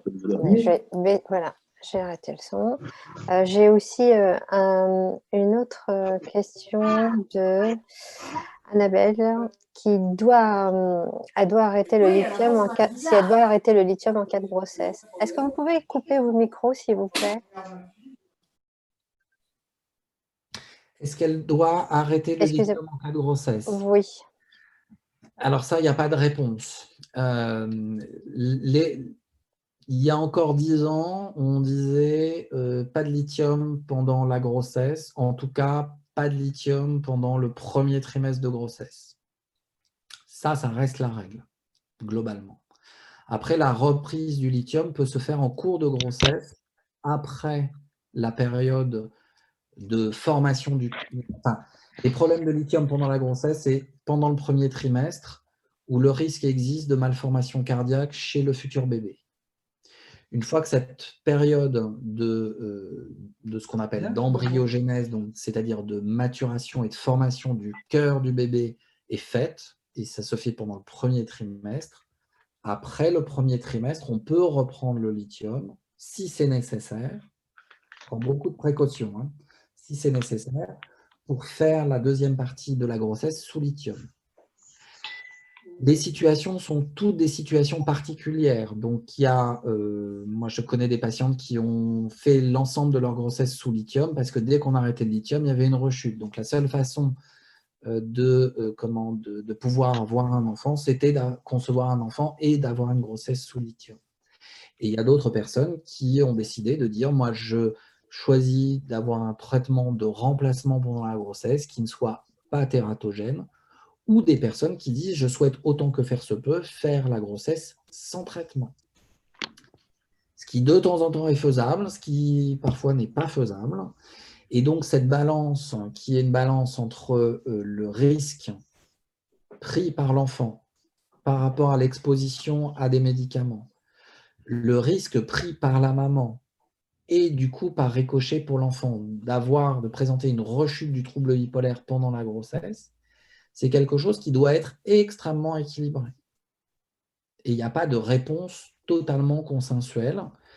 Par exemple, il y a un service à Sainte-Anne qui s'appelle le SICO et qui propose des rendez-vous essentiellement alors, pour des grossesses qu'on découvre dans des contextes de prise de traitement psychotrope, c'est-à-dire je prends du Zyprexa et là, je m'aperçois que je suis enceinte. Voilà, je peux avoir rapidement un rendez-vous pour savoir ce que je peux faire, est-ce que je dois arrêter, est-ce que je dois changer, etc. Et il y a des consultations qu'on appelle préconceptionnelles, c'est-à-dire de dire, voilà, maintenant mon projet de vie intègre une grossesse, voilà. Je pars du fait que je souffre d'un trouble bipolaire qui probablement nécessite des médicaments pour être équilibré, et je souhaite savoir comment je peux entamer ce projet de grossesse. Et dans les meilleures conditions, pour à la fois rester stable sur le plan du trouble bipolaire et qu'il n'y ait pas de soucis par rapport au futur bébé. Et donc le SICO, qui est à Sainte-Anne, reçoit les futures mamans et les futurs papas, puisque c'est des décisions qui se prennent ensemble, pour présenter, détailler le projet. Le but n'est pas de dire, de donner c'est pas une approbation pour faire un bébé, c'est de dire, voilà, votre projet de grossesse, il est dans quel timing, c'est-à-dire c'est pour dans un mois, c'est pour dans un an, on part de quel traitement, les risques qui existent avec le traitement actuel. Du coup, il faudrait peut-être probablement considérer de changer ça et changer ça. Et puis ensuite, l'organisation de la grossesse et l'organisation de la période du postpartum, qui est tout aussi importante que la période de la grossesse.